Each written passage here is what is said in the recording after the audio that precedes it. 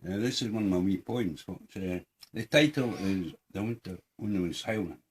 It was a dreich December night, the winter when I was howlin', like 1,000 banshees outside my living room window. And the snow wasn't attacking its time to come down. It was already 12 foot deep outside, when this carrot-nosed snowman popped his head out the snow and says, I love this time of year. Me and my buddies a great time of you swimming times. Then another one popped and says, winter time at last, my favourite season, or annual holiday season. The Paris man started dancing the dashing white sergeant. Was it no something else? Then the blue they called garden gnomes joined in. Then 3 red bread robins started chipping a kind of broad tune. Was it no something else and half?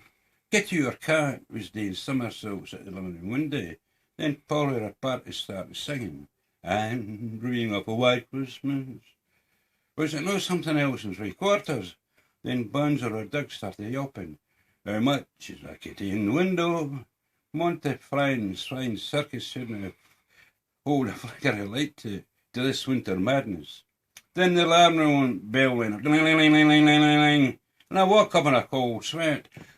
Merry Christmas, folks. Make it a good gin.